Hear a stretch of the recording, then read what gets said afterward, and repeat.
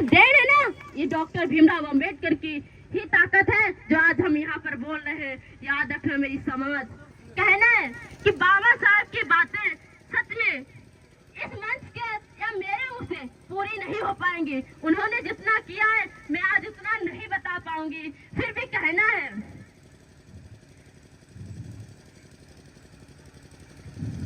बाबा साहब के लिए पहले जैसे कहा गया है कि हमारे बाबा साहब ने क्या किया है। एक बात आती है ऐसे, तो हमसे कहा गया कि बाबा साहब को क्यों मानते हो, बाबा साहब ने ऐसे क्या किया है। तो मैंने कहा तुम्हें दिखता नहीं है, बाबा साहब ने मेरा संविधान लिखा है और संविधान में क्या लिखा है ये जानकर जाओ, पहले पढ़ कर आओ, फिर पूछना आके कि बाबा साहब ने क्या किया है। क्योंकि जब बाबा साहब ने किया वो एक संविधान में ही लिखा है, वो केवल बाबा साहब का किया हुआ संविधान में ही लिखा है।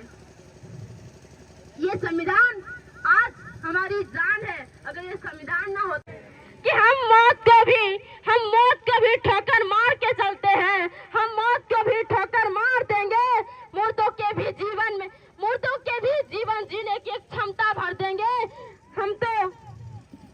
हम तो बहुजन हैं, याद रखना मेरे भाइयों।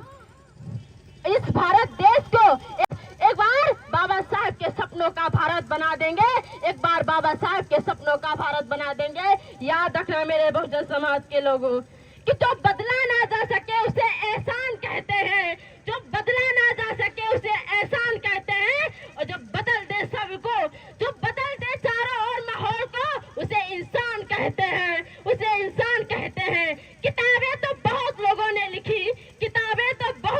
ने लिखी, लेकिन जिसे मेरे बाबा साहब अम्बेडकर ने लिखा उसे भारतीय संविधान कहते हैं, उसे भारतीय संविधान कहते हैं। कि भीम की कलम को छेड़ ना भुला देंगे। याद रखना मनुवादियों व्यवस्था के लोगों कि भीम की कलम को छेड़ना भुला देंगे और बड़ी बड़ी हस्तियों वाले की हस्तियां मिटा देंगे। कि भीम की कलम को छेड़ना भुला देंगे और बड़ी बड़ी हस्तियों वालों की हस्तियां मिटा देंगे। इस 14 अप्रैल को तो ट्रेलर ही दिखाया, अगर वक्त पड़ी तो पूरी पिक्चर दिखा देंगे, पूरी पिक्चर दिखा देंगे। जय भीम।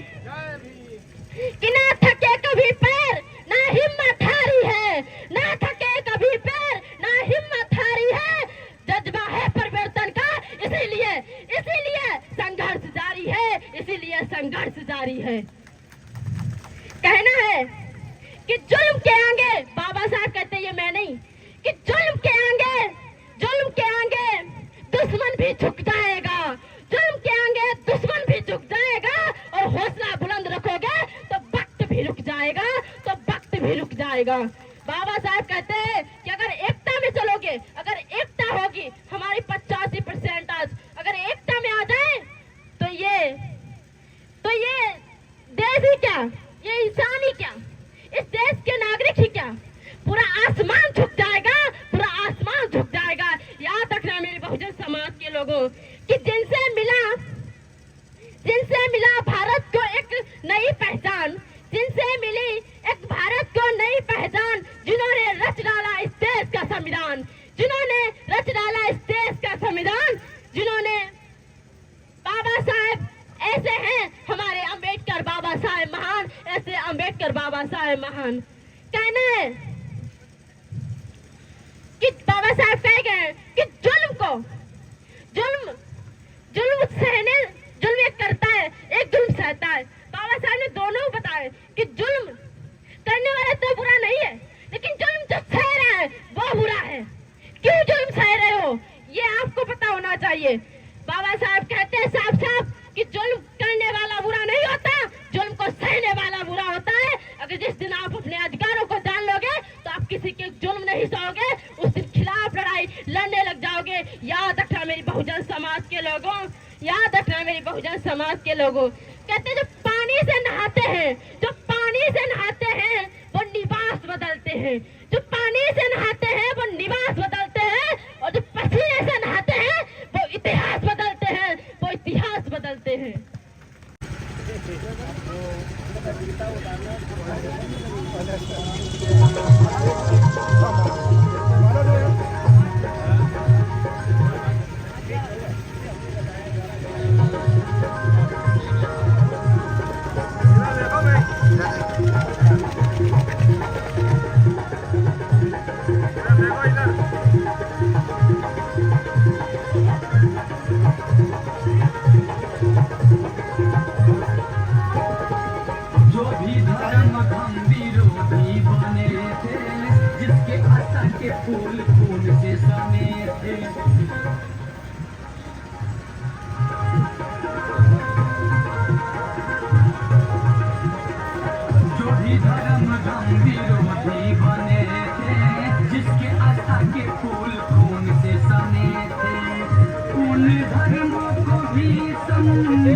दिया, उन धर्मों को भी सम्मान दिया। संविधान मेरे देश का भला संविधान ने किया। लीजिए फिर कार्यक्रम को आगे बढ़ाएं, लंच का भी हो रहा है। मेरे देश का भला संविधान ने किया।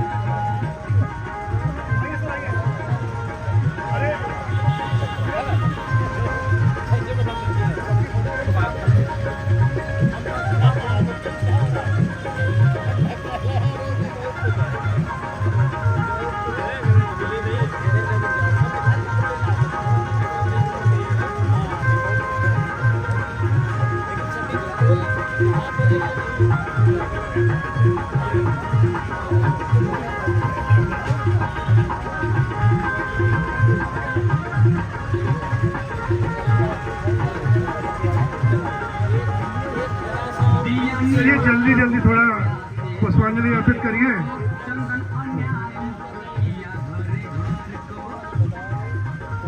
क्योंकि कार्यक्रम को आगे बढ़ाना है, समय भी हो रहा है, तो थोड़ा जल्दी से पुष्पांजलि अर्पित करके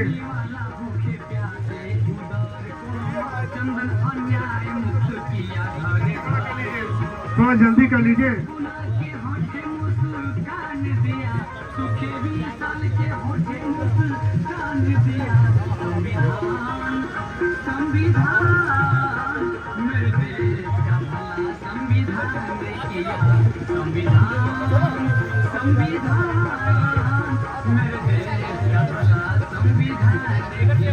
नहीं राम ने किया, न रहमान ने किया, नहीं गीता न बाइबिल कुरान ने किया। नहीं राम ने किया, न रहमान ने किया, नहीं गीता न बाइबिल कुरान ने किया।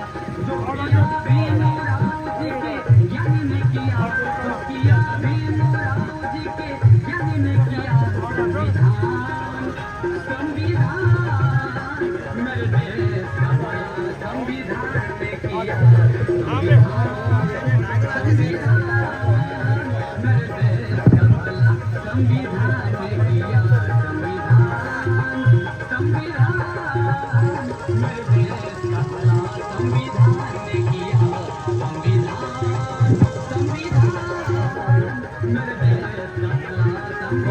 जल्दी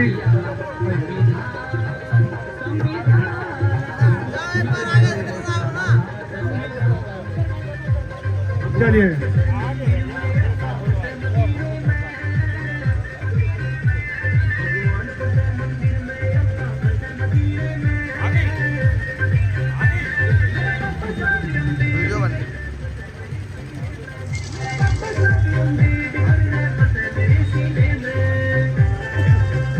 थोड़ा जल्दी कर लीजिए।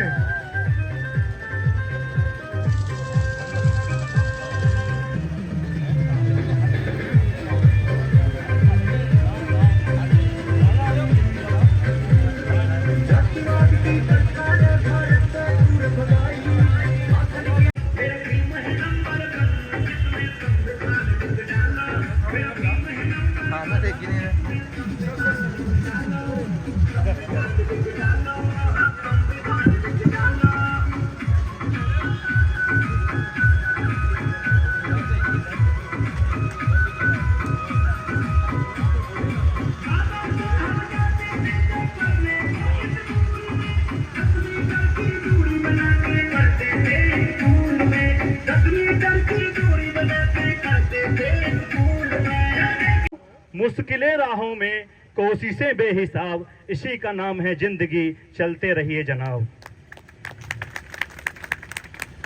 बाबा साहब नाम ही काफी है, इनके व्यक्तित्व के पानी का दूध है, जो पिएगा वो दहाड़ेगा, जो पिएगा वो दहाड़ेगा, जो पिएगा वो दहाड़ेगा।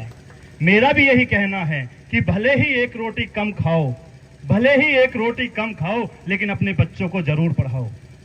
भले ही एक रोटी कम खाओ, अपने बच्चों को जरूर पढ़ाओ, क्योंकि अगर पढ़ोगे तो शिक्षित बनोगे, शिक्षित बनोगे तो अपने अधिकारों को जानोगे, शिक्षित बनोगे तो संविधान को जानोगे और अपने विधिक अधिकारों का, अपने फंडामेंटल राइट का, अपने मौलिक अधिकारों का प्रयोग करोगे। क्योंकि हिंसा हिंसा कहीं भी अपने उत्थान के लिए सहायक नहीं हो सकती है। अपने उत्थान के लिए अगर समाज में अपना विकास करना है तो उसका सबसे अच्छा मार्ग अगर है तो वो शिक्षा है। अगर मैं भी आज आपके सामने खड़ा हूं, कुछ मंच पे जो बैठे हुए पदाधिकारीगण हैं आपके समक्ष बैठे हुए हैं, तो उसका एक ही माध्यम है, केवल और केवल शिक्षा। उसका एक ही माध्यम है, केवल और केवल शिक्षा। बताने के लिए बहुत सारी बातें हैं। बाबा साहब का कहना था कि समाज के अंदर समानता होनी चाहिए, बंधुता होनी चाहिए, भाईचारा होना चाहिए। ये मुख्य शब्द थे, होना चाहिए। दूसरा, समाज के अंदर मैं एक लॉजिक दूंगा, एक है अस्पृश्यता, जिसको लेके संविधान में आर्टिकल 17 लिखा हुआ है कि अस्पृश्यता का अंत, भारतीय संविधान में लिखा हुआ है, ये फंडामेंटल राइट के अधीन आता है कि अस्पृश्यता का अंत हो। उसके लिए बहुत कम शब्दों में आपको बताना चाहूंगा कि होता यह है कि मैंने स्वयं देखा है, मैं प्रैक्टिकली बातें करता हूं, लॉजिकली बात करता हूं, अन्यथा की बात नहीं करता हूं कि अस्पृश्यता है क्या।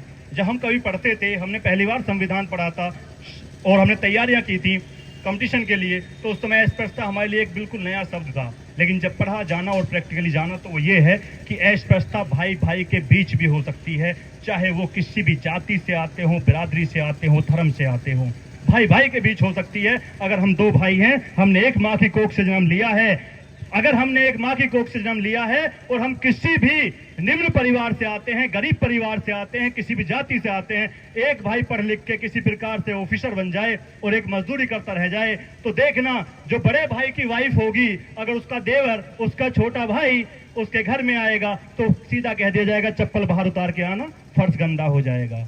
तो अस्पृश्यता भाई भाई के बीच भी हो सकती है, अस्पृश्यता भाई भाई के बीच भी हो सकती है। और इस समय सबसे बड़ी त्रुटि या इस समय जो सबसे बड़ी बाधा समाज में है, देश में है, जो मेरी नजरों में है, वो ये है कि व्हाट्सएप यूनिवर्सिटी का ज्ञान, फेसबुक यूनिवर्सिटी का ज्ञान या मैं कहूँ इंस्टाग्राम यूनिवर्सिटी का जो ज्ञान है, बड़ा घातक है। किताबें पढ़ेंगे तो वहाँ लॉजिकल चीजें लिखी हुई हैं और लॉजिकल चीजें हमें अच्छी शिक्षा देती हैं, हमें समाज में उत्थान की तरफ अग्रसित करती हैं। लेकिन जो मैजिकल चीजें होती हैं वो हमारे माइंड वॉश का काम करती हैं। और बाबा साहब का कहना था कि शिक्षित बनो और संगठित रहो। जय हिंद, जय भारत। हृदय से कोटि कोटि श्रद्धा सुमन अर्पित करते हुए रुतबा मेरे सर को तेरे संविधान से मिला है, रुतबा मेरे सर को तेरे संविधान से मिला है, ये सम्मान भी तुझे तेरे संविधान से मिला है। औरों को जो मिला वो मुकद्दर से मिला है, हमें तो मुकद्दर भी तेरे संविधान से मिला है, तेरे संविधान से मिला है। ना जिंदगी की खुशी ना मौत का गम, ना जिंदगी की खुशी ना मौत का गम, जब तक है दम जय भीम कहेंगे हम, जय भीम कहेंगे हम। पैदा ना होता वो मसीहा तो खुशियों का सिलसिला ना होता, पैदा ना होता वो मसीहा तो खुशियों का सिलसिला ना होता। बेरंग रहती है जमी आसमां का रंग नीला ना होता, भारत तो कब का कंकाल बन गया होता मेरे यारो, भारत तो कब का कंकाल बन गया होता मेरे यारो। अगर भीमराव अंबेडकर जैसा हीरा हमें मिला नहीं होता, हमें मिला नहीं होता। जय भीम, जय भारत, जय संविधान। बहुत बढ़िया। अगली कड़ी में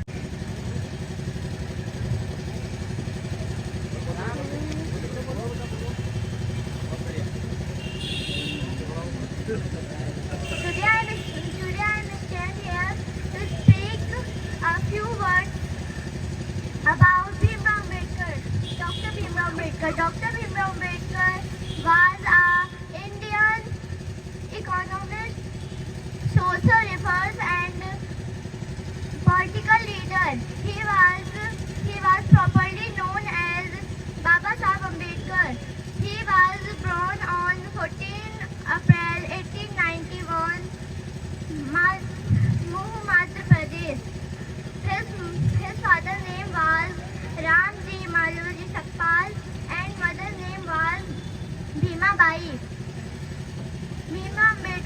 Dr. Bhimrao Ambedkar was our first law minister of independent India, and he is also known as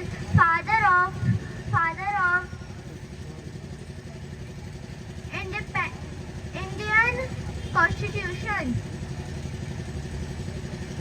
such as the great was that on 6th December 1956.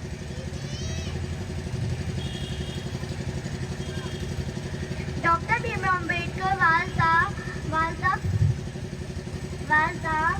great source of inspiration for all of us. Thank you. Jai Bhim, Jai Bharat, Jai Sangam. Speak a few words about one of the greatest leaders of the Indian history, Dr. B.R. Ambedkar. Dr. B.R. Ambedkar was a visionary, a reformer, and the chief architect of the Indian Constitution. Born on April 14, 1891, in a society that was deeply divided by caste, he faced discrimination from a very young age. But instead of giving up, he chose to fight, but not with weapons, but with knowledge. He earned multiple degrees from top universities of the world, including Columbia University and the London School of Economics. But more than just being a scholar, he was a voice for voiceless. He fought tirelessly for the rights of Dalits, other marginalized communities, believing in equality, justice, and human dignity. As the chairman of the Constitution Drafting Committee, Dr. B.R. Ambedkar played a key role in shaping the democratic foundation of the country. Dr. B.R. Ambedkar's life is a reminder. बहुत कुछ लिखकर लाया था, पर यहाँ पर बच्चों की बातें सुनकर सब भूल गया कि अब इनको दोहराने से कोई फायदा नहीं, और जो हम कहना चाहते थे वो बच्चे खुद कह गए। एक बात मुझे थोड़ी सी इसमें याद आ रही है, चंद बातें बोल दूंगा। कल मैं अपनी नातिन के साथ में, 4 वर्षीय नातिन के साथ में मैं लेटा हुआ था, तो वो लेटे हुए वो एक वीडियो देख रहा था डॉक्टर अम्बेडकर जी का, जिनको मैं नमन और सोच रहा था कि कल मुझे क्या बोलना है। तभी हमारी नातिन ने बोला, बाबा ये कौन है? नीले सूट में थे अम्बेडकर साहब, और एक नेताजी के साथ में फोटो थी। तो हमने बोला, बेटा आपने इनको क्यों पूछा? बोला ये हमको अच्छे लग रहे हैं। 4 साल की बच्ची बोल रही हमको ये अच्छे लग रहे हैं, इनका क्या नाम है? तो मैंने उसको नाम बताया। नाम पढ़ने में थोड़ा उसको अटपटा लग रहा था, तो मैंने उसको एक लालच दिया। हमने कहा तुम्हें बढ़िया डेयरी मिल्क की 15 टॉफी खिलाऊंगा, पर ये नाम हमको याद करके सुना दो। तो 15 बार में उसने याद किया और वो सीख गई। तुरंत मैं उसको ले गया दुकान पर, उसकी मनोकामना पूरी कर दी। अभी हम ये बच्ची जो बोल रही थी, हम इनको बहुत पहले से देख रहे थे कि मैं इससे ये पूछना चाहूंगा। अभी इस फील्ड में अभी थोड़े दिन से आ रहे हैं, रिटायर हुए 31 मार्च को ही आए हैं। हम इनसे ये पूछना चाहते थे, क्या माननीय डॉक्टर अंबेडकर जी के बारे में जानती हो? जब मैंने इनका सुना तो हम ही शांत पड़ गए कि अब हमें कुछ पूछना ही नहीं है। हमारी यहाँ पर एक सोच थोड़ी हो सकता गड़बड़ हो। ये बिटिया बोल गई एकता, क्या 3 सूत्र जो आपने बताए थे अंबेडकर जी के, उनको बेटा थोड़ा आप प्रचलित करेंगे। आप जैसे अपने लोगों को संगठन, एकता, क्या ये मोहल्ला है, शहर है, मुझे अभी तक खास पता नहीं है। क्या यहाँ पर हमारी ये समाज के लोग क्या इतने ही लोग थे? एक डॉक्टर साहब ने इतना अच्छा प्रोग्राम किया, क्या आपके घरों में, आपके समाज में क्या हर घर से एक आदमी आएगा? ये गलत बात है। इस चीज को हमारे ये लेखन में लिखा हुआ माननीय अंबेडकर जी ने कि हम भी इस बात पर रोए थे। अभी थोड़ा वक्त दीजिए, काफी लंबी चौड़ी निकाली थी, वो सब धरी की धरी रह गई।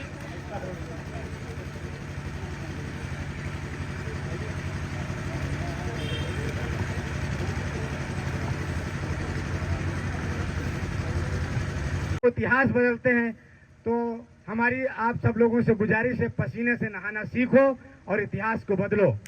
जय भीम। जय भारत।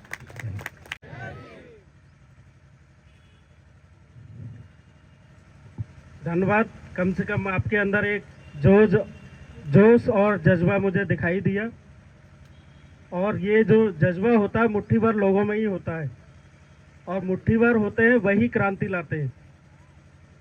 तो मंच पे उपस्थित सम्मानित हमारे सभी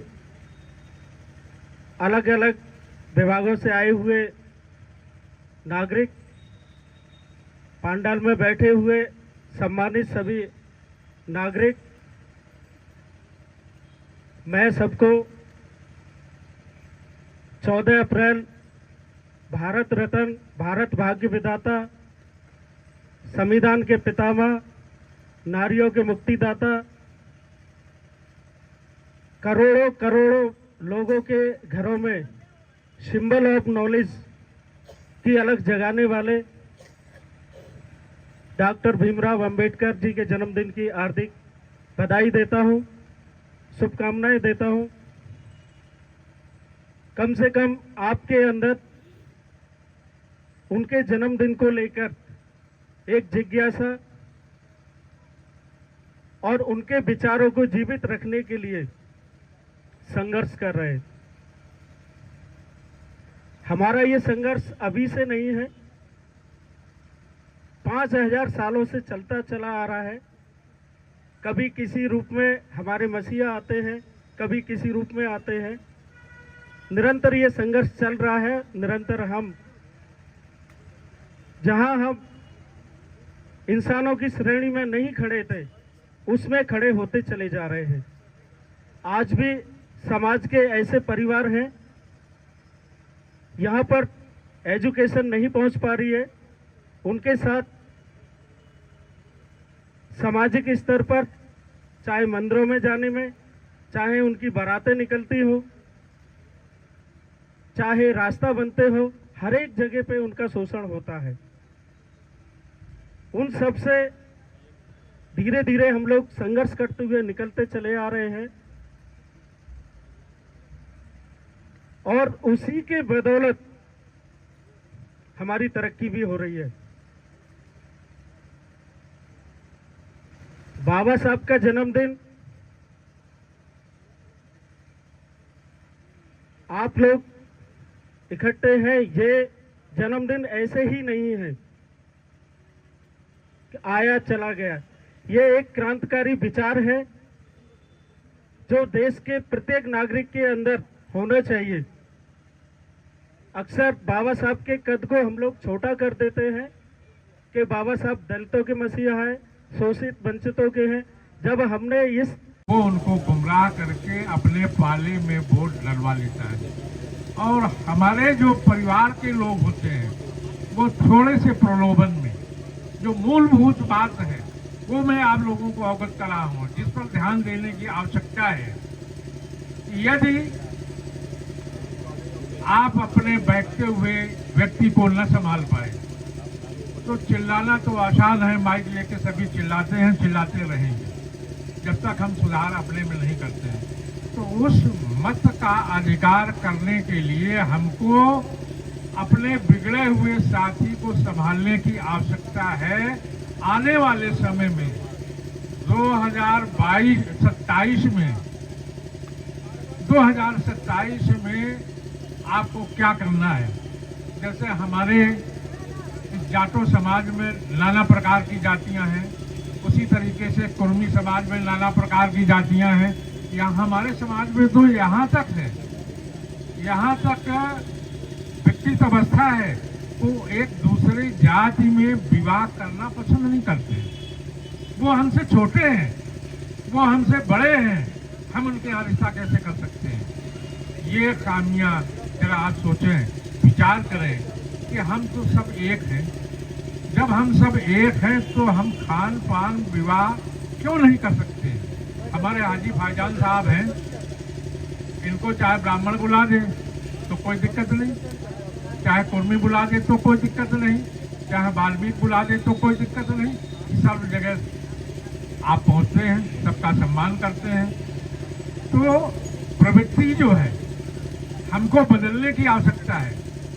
हम अगर विचार करें, एक ही बिंदु पर बैठे रहेंगे, हम चारों तरफ नहीं सोचेंगे। जैसे शिक्षा की बात अभी आई, बच्चों ने बड़ा अच्छा प्रदर्शन किया।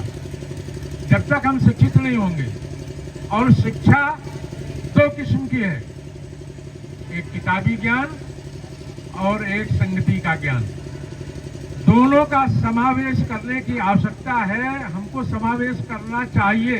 कभी कभी बिना पढ़ा लिखा आदमी ऐसी सुंदर बात कहता है कि जिसका समाज में बड़ा अच्छा प्रचलन और प्रसार होता है, और कभी कभी पढ़ा लिखा व्यक्ति अपनी जड़ता में, मैं यहाँ तक जानता हूँ कि एक IAS थे श्रीमान जी, उन्हें इतना बड़ा गुरूर था कि उनके यहाँ सजाती लोग जाते थे तो उन्हें कभी एप्लीकेशन तक नहीं, उनके PRO ने एप्लीकेशन ले लिया, उस पर क्या लिखा आज तक उस एप्लीकेंट को पता नहीं। मैं और तो और आपके क्षेत्र के मालिनी जी की बात करता हूँ, इनके यहाँ शेड्यूल कास्ट का व्यक्ति जब जाता है तो उसको पानी तक के लिए नहीं पूछा जाता है।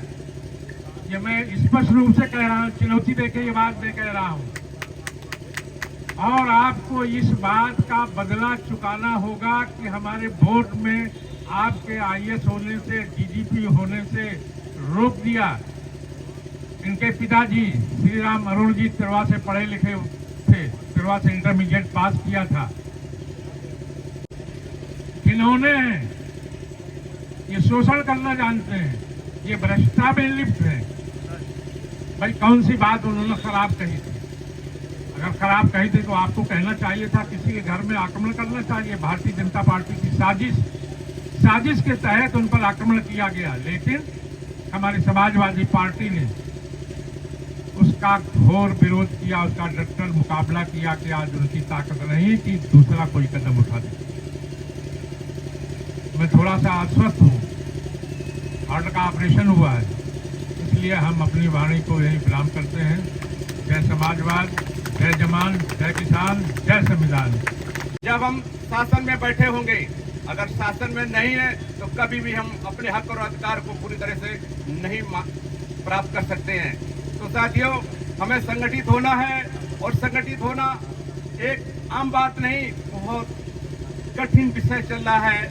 और हमें आज उत्तर प्रदेश में अगर कोई है हमारा साथ देने के लिए, संविधान बचाने के लिए, माननीय राष्ट्रीय अध्यक्ष अखिलेश भाई जी हैं, जो हमारी लड़ाई लड़ते हैं। हम उन्हीं के साथ, क्योंकि हम भी बहुजन समाज पार्टी में 17 साल काम किया है।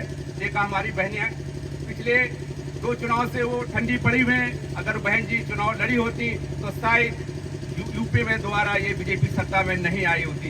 इसके गुनाहगार बहन मायावती जी हैं। मैं आप लोगों से कहना चाहते हैं कि अभी लोकसभा के चुनाव में जो आप सबने अपना प्रदर्शन दिखाया, ये बीजेपी को बहुत नागवार लगा है, और वो सारे हथकंडे अपना रही है। गांव-गांव जाकर के अम्बेडकर पार्कों में झाड़ू लगा रही है, न जाने क्या क्या हमें आपको गुमराह करने के लिए। जब इलेक्शन आता है तब रिश्ता बना लेते हैं, तुम्हारे घर में खा लेंगे, तुम्हारे घर में पी लेंगे, तुम्हारे पैर छू लेंगे, न जाने क्या क्या कर लेते हैं। लेकिन जब इलेक्शन समाप्त हो जाता है तो तुम अछूत के अछूत ही रहोगे। चाहे OBC हो, चाहे SC हो, सभी के लिए हक बराबर है। भाइयों, अब हमें यही सोचना है कि हम संगठित हो जाएं। हमारी शिक्षा तो खत्म हो गई, हमारे शिक्षा के आरक्षण तो भी खत्म हो गए। जब शिक्षा निजीकरण कर दी जाती है तो हमारे क्या सिर्फ में दिखावा हो रहा। उनकी एक ही विचारधारा है कि वो भारतीय संविधान को खत्म करने की बात करते हैं। साथियों, हमारे अगले वक्तव्य बढ़वाए हुए अभी जो आज की जो मीटिंग हमारे भारतीय संविधान के सामाजिक कार्यकर्ता के तौर पर हम यहाँ पर आए हुए हैं, और मैं यही कहना चाहते हैं कि इस सामाजिक कार्यकर्ता जो ये मिशन चल रहा है, इस मिशन में हम आप सब जुड़े और जुड़ करके भारतीय संविधान को गांव-गांव और घर-घर में पहुंचाने का काम करें। जो काम करना चाहिए था यहाँ के विधायक को, जो काम करना चाहिए यहाँ के पार्लियामेंट के मेंबर को, इस भारतीय संविधान को हर नागरिक के पास पहुंचाना चाहिए। वो जब चुनाव जीत जाता, ऐशो आराम की जिंदगी जीता, वो जानता है कि अगर संविधान को उनको ज्ञान हो गया तो कल हमसे जवाब सवाल कर देंगे ये लोग। इसीलिए संविधान की जानकारी नहीं करवाना चाहते हैं। तो हमारा और आपका अधिकार है कि संविधान की जानकारी आम नागरिक को सबको होना चाहिए। अपने अपने हक और अधिकार को जान जाए। और जब कहा देखिए हमारे बीच में कुछ बहनें बैठी हैं, क्योंकि इनको ज्ञान हो गया कि बाबा साहब ने हमारे लिए किया, बल बाबा साहब ने देश की हर एक नारी के लिए किया है। वो नारी हर बाबा साहब की ऋणी है, लेकिन बाबा साहब की कभी भी वो नमन नहीं करती, उनकी पुस्तक नहीं रखती, उनका इतिहास नहीं पढ़ती है। लेकिन आने वाले जो पर्व त्योहार हो तो उनमें पूरा तत्परता से तैयारी कर देती है। आज 14 अप्रैल था भाई, क्या हमारे घर में बहन बेटियां नहीं, उनको निकल के आना चाहिए। अभी हमने देखा तिरवा में बहुत अच्छा जुलूस निकल रहा था, यहाँ भी देखा, लेकिन इस शहर में ठंडा। सम्मानित वक्ताओं को, आए हुए अतिथियों का हृदय से आभार व्यक्त करता हूं और कहना चाहता हूं कि आज देश के हालात बहुत बद से बदतर हो चुके हैं। बाबा साहब ने संविधान तो बना दिया, बाबा साहब ने जीने का अधिकार तो दे दिया, लेकिन जो बाबा साहब ने लिखा है हम लोग शिक्षा नहीं दिला पा रहे अपने बच्चों को। हम लोग अंधभक्ति में डूबे हुए हैं, हम लोग जात और मजहब के नाम पे डूबे हुए हैं। इस संगठन के माध्यम से हमको लगता है हम लोगों को जगह जगह लोगों को जगाना पड़ेगा। डॉक्टर भीमराव अंबेडकर साहब हम लोगों को संविधान दे गए, उस संविधान के बारे में बताना पड़ेगा। आज हम लोगों को बांटने और काटने की कोशिश की जा रही है। आज वो समय आ गया है अंग्रेजों से बदतर इस भारत देश में हम लोगों को बुरी नजरों से देखा जा रहा है, लेकिन वो लोग कभी कामयाब नहीं हो पाएंगे। ये बाबा साहब का संविधान है, अगर हम लोग पढ़ के सुना देंगे तो निश्चित रूप में कहीं ना कहीं हमको सफलता मिल जाएगी। आज जुल्म जास्ती की जा रही है हमारे दलित समाज के लोगों के साथ में, हम लोगों के साथ में ये हालात हो गए हैं देश के कि अगर हम लोग नहीं जागे तो निश्चित रूप में बड़ा तूफान आने वाला है।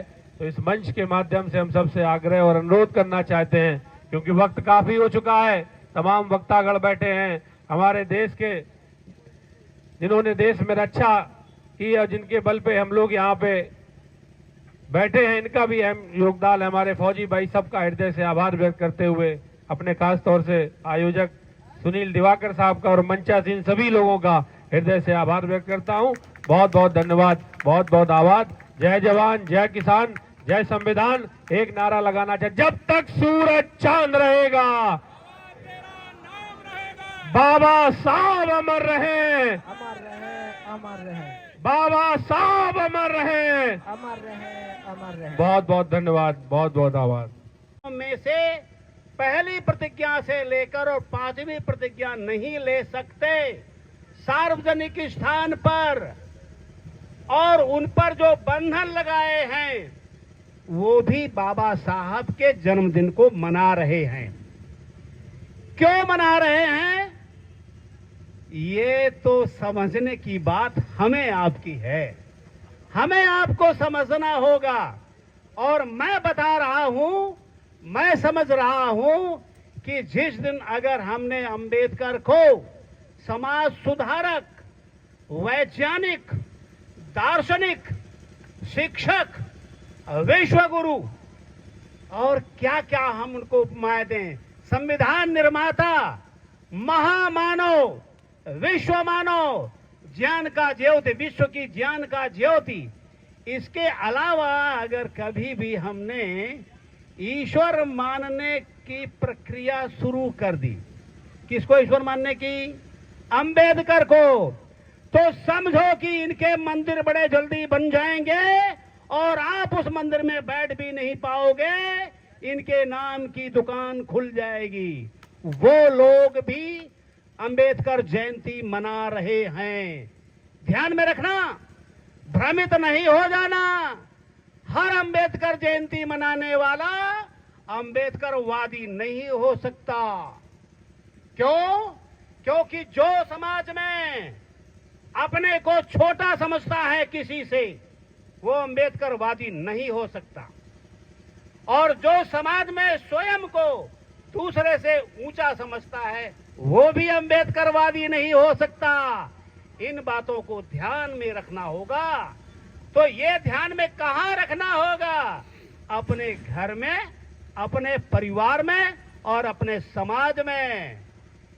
अरे पत्नी को छोटा समझना भी अम्बेडकरवादी नहीं रह जाओगे।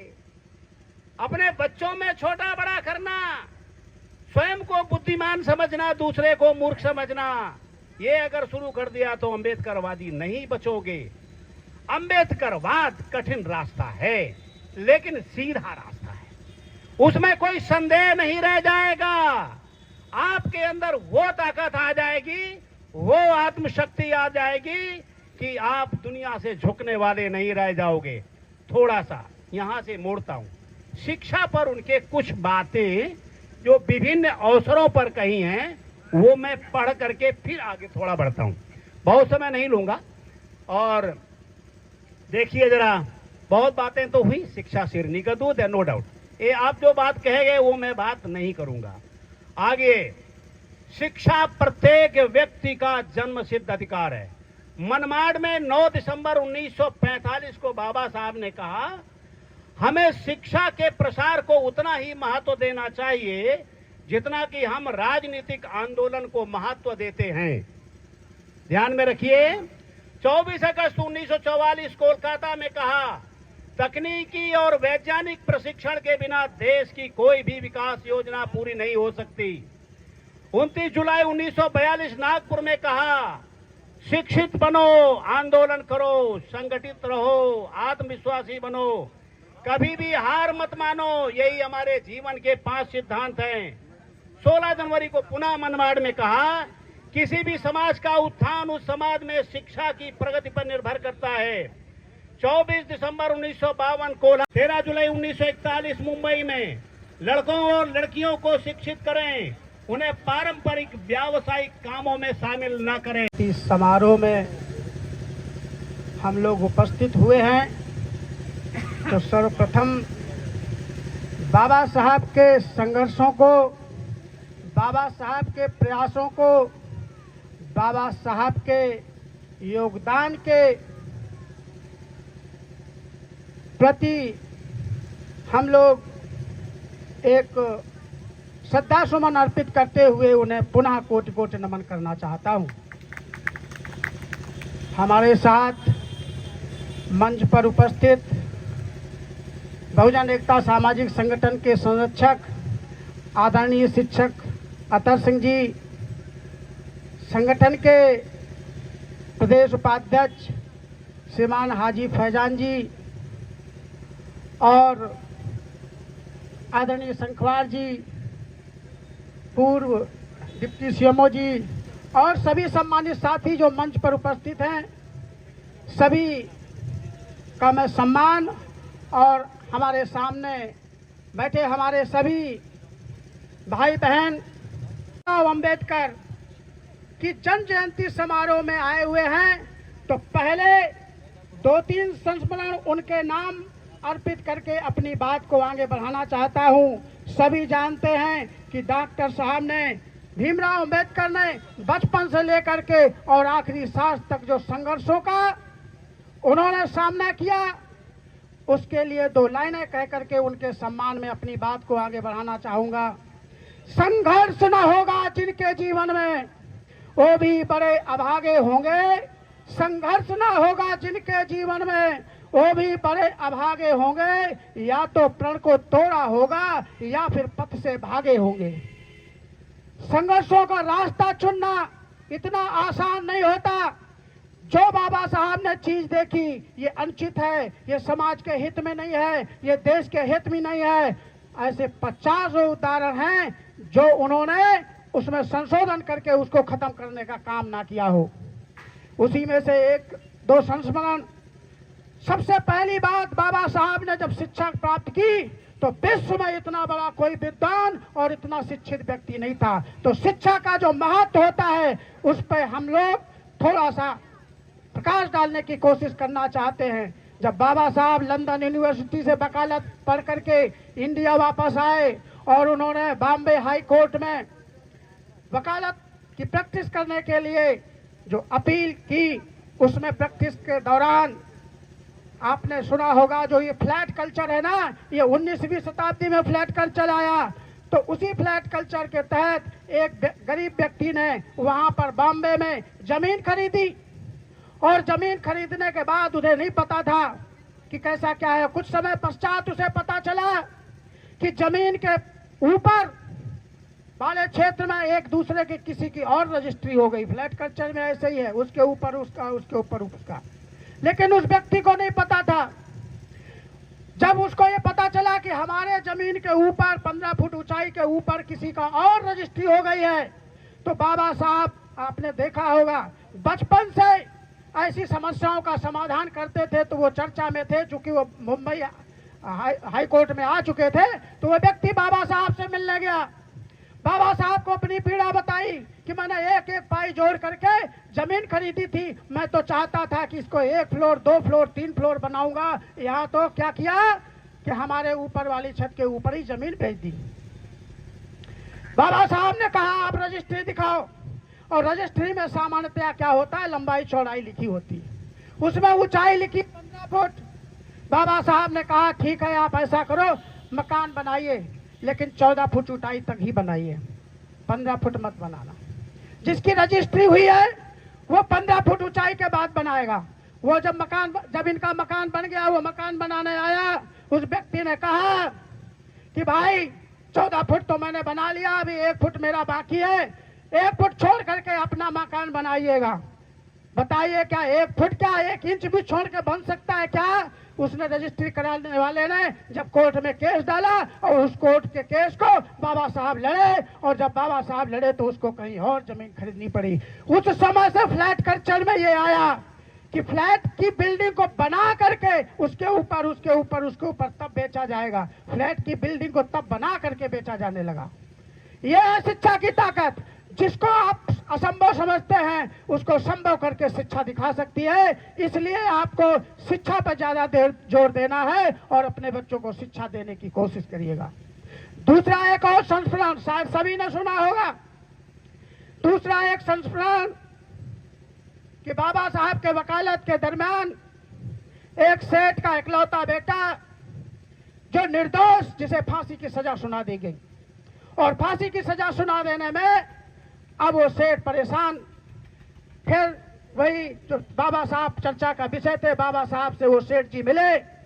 सेठ जी ने अपनी व्यथा सुनाई। बाबा साहब ने कहा, फाइल दिखाओ।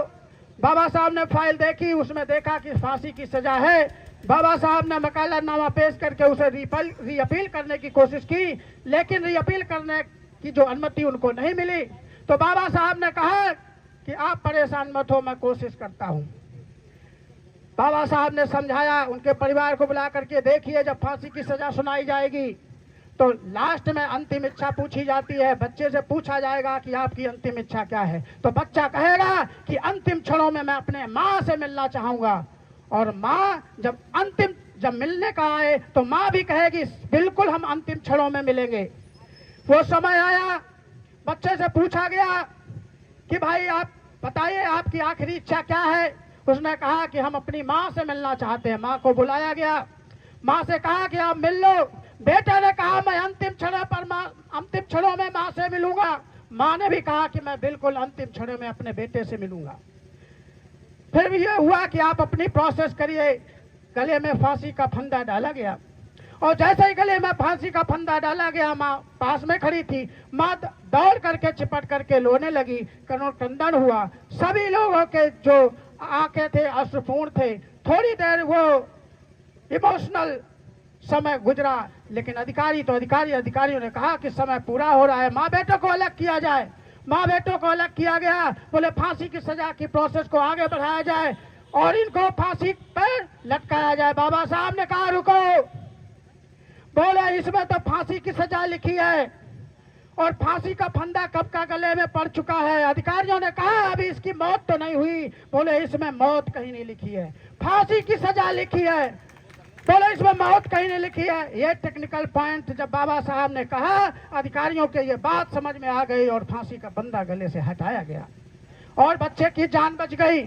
शिक्षा का यह महत्व है। जब आप समझते होंगे कि अब कोई रास्ता नहीं है, जब आप समझते होंगे कि अब कोई विकल्प नहीं है, और अगर आपने शिक्षा प्राप्त की होगी, अगर जिसने शिक्षा प्राप्त की होगी उसे विकल्प मिलता ही है, उसे सलूशन मिलता ही है। एक और दूरदर्शिता का संस्मरण। अगर समय ज्यादा हो रहा हो तो बता दीजिएगा।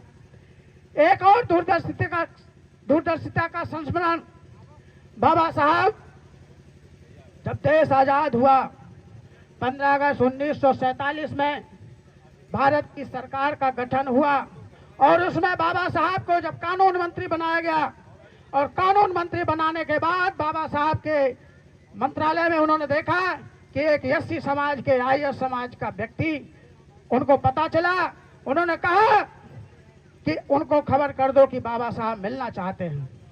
आईएस को खबर की गई, बाबा साहब से मिलने के लिए वो आए, उन्होंने डोर नॉक किया, बाबा साहब न्यूज़पेपर पढ़ रहे थे तो उन्होंने कहा मे आई कम इन, बोले आप आ जाइए। बाबा साहब आए, बाबा साहब ने उनसे पूछा कि कहाँ के रहने वाले हो, बोले इस जिले के रहने वाले हैं। बोले किस गांव के रहने वाले, इस गांव के रहने वाले हैं। बोले आप ये बताओ जब से इस पोस्ट पे आए हुए हो तब से गांव कितनी बार गए हो। बोले सर इतनी व्यस्तता है कि गांव जाने का समय नहीं मिल पाया। बाबा साहब ने कहा कि ये सर्विस करने के साथ ये सच्ची सर्विस तब होगी आप गांव ज्यादा से ज्यादा जाने की कोशिश करें, क्योंकि आप जब गांव जाएंगे आपको लोग देखेंगे, आपको लोग सुनेंगे, आपके जब पावर को लोग समझेंगे तो वहाँ के लोग मोटिवेट होंगे, अपने बच्चे को पढ़ाएंगे, अपने बच्चों को आप जैसा बनाने की कोशिश करेंगे और इससे हमारा समाज आगे बढ़ेगा। ये दूरदर्शिता है हमारे बाबा साहब की। इसलिए हमें शिक्षा पर ज्यादा ध्यान देने की जरूरत है और आज बाबा साहब का सम्मान तब बढ़ रहा है जब हम बाबा साहब का सम्मान और ज्यादा करने की कोशिश करें, लेकिन हम अगर सम्मान किसी और का कर रहे हैं तो वो गलत बात है। एक और, चूंकि बहुजन एकता सामाजिक संगठन के माध्यम से हम बोल रहे हैं, तो एक और महापुरुष जिनका नाम doctor APJ Abdul Kalam, doctor APJ Abdul Kalam, आपको पता होगा पोखरण परीक्षण 1974 में फर्स्ट टाइम इस्माइल गुद्दा नाम से होने के बाद तब परमाणु संपन्न देश भारत नहीं बन पाया। तत्कालीन प्रधानमंत्री इंदिरा गांधी थी और उस समय जब वो पोखरण में परीक्षण हुआ तो उन्होंने बहुत सख्त प्रतिबंध लगा दिए और ये बात डॉक्टर अब्दुल कलाम को बहुत परेशान करती थी कि भारत मुल्क हमारा इतना कमजोर क्यों है। भारत मुल्क क्योंकि इतने ज्यादा युद्ध सहन कर चुका था भारत, तो भारत को ताकत बनाने के लिए अपनी पूरी ऊर्जा और पूरा जीवन खपा देना चाहते थे। और वो समय आया 1998 जब डॉक्टर एपीजे अब्दुल कलाम ने परमाणु बम बना लिया। परमाणु बम बनाने के बाद तब तक प्रधानमंत्री आदरणीय अटल बिहारी वाजपेयी बन चुके थे। वो प्रधानमंत्री जी के पास गए, उन्होंने कहा कि परमाणु बम बन करके तैयार है, हम इसके परीक्षण की अनुमति चाहते हैं। तो वाजपेयी जी ने कहा कि भाई आपको पता है यूएनओ का कितना सख्त प्रतिबंध है। बोले मुझे पता है, हम प्रतिबंध के तहत ही काम करेंगे। बोले क्या प्रतिबंध है? बोले प्रतिबंध है कि परमाणु का परीक्षण न नभ में होगा, न थल में होगा, न जल में होगा। आप बताओ परमाणु का परीक्षण कैसे होगा? तब अब तो परीक्षण पृथ्वी के अंदर जाकर के परमाणु का परीक्षण किया गया और जब परमाणु का परीक्षण किया गया तो दूसरी बात उन्होंने और कही कि आप ये बताइए जब परमाणु का परीक्षण करोगे तो इतनी धुंध और गुबार होगी, उसका क्या होगा? वो तो अमेरिका की सैटेलाइट पकड़ लेगी। तो उन्होंने कहा कि आप सूचना प्रसारण मंत्रालय को खबर भेज दो और खबर प्लांट करवाओ कि इस क्षेत्र में, भारत के इस राज्य में बहुत बड़ा आंधी और तूफान आने वाला है। उनकी सैटेलाइट में जब धुंध दिखेगी तो वो कहेंगे नहीं वो भारत में खबर चल रही, आंधी तूफान आया होगा, वही चल रहा होगा। और वही हुआ, जब समय आया उसका तो आंधी तूफान की खबर भिजवाई गई और जब सफल परीक्षण हो गया तब तक कोई नहीं पकड़ पाया, दुनिया की एक भी ताकत नहीं पकड़ पाई। जब देखा कि सफल परीक्षण हो गया, हम ताकतवर बन गए, तो भारत ने खुद घोषणा की कि हमने परमाणु परीक्षण किए हैं और अब हम भी परमाणु संपन्न देश हैं। और जब आप ताकतवर बन जाते हैं तो आपको कोई उंगली उठाने वाला नहीं है। क्या आप नहीं देखते जो ताकतवर देश है मनमर्जी कर रहे हैं? और क्या आप नहीं जानते, आप ताकत की तो बात समझते हैं, भारत के प्रधानमंत्री अक्सर पाकिस्तान पाकिस्तान, अच्छा कभी चीन का नाम लेते हैं क्या? नहीं लेते हैं। भारत इतना परमाणु संपन्न देश होने के बाद आप समझिएगा कि फिर भी पुलवामा हमले में 40-40 जवान शहीद होंगे। भारत परमाणु संपन्न होने के बाद गलवान घाटी में चीन के सैनिकों द्वारा 20-20 जवान शहीद होंगे। और आपने सुना होगा उनके पार्टी के खुद ही सुब्रमण्यम स्वामी कहते हैं, अभी पार्लियामेंट में नेता प्रतिपक्ष आदरणीय राहुल गांधी ने कहा था कि 2018-19 के बीच में चीन ने 4000 वर्ग किलोमीटर जमीन कब्जा रखी है और वहां चौकियां और गांव बन रहे हैं। वो कह रहे हैं ना कोई आया ना कोई आएगा। ये झूठ का बाजार सजाने वाले लोग, ये हिंदू और मुसलमान बांटने वाले लोग और नफरत का बीज बोने वाले लोग, मैं जब कभी इस बात को सोचता हूं तो मैं सोच रहा हूं यदि जंग छिड़ी तो बाजारों का क्या होगा। मैं सोच रहा हूं जब जंग छिड़ी तो बाजारों का क्या होगा, बंदूकें तो बिक जाएंगी, गुलदस्तों का क्या होगा। ये नफरत फैलाने वाले लोग हम लोगों को आपस में लड़ा करके चैन से जीना नहीं देना चाहते। इसलिए हमें बड़े सावधानी पूर्वक आगे कदम बढ़ाने की जरूरत है और मिलजुल करके काम करने की जरूरत है। आज हम लोगों को झूठ, पाखंड में, अंधविश्वास में, आस्था में फंसाया जा रहा है।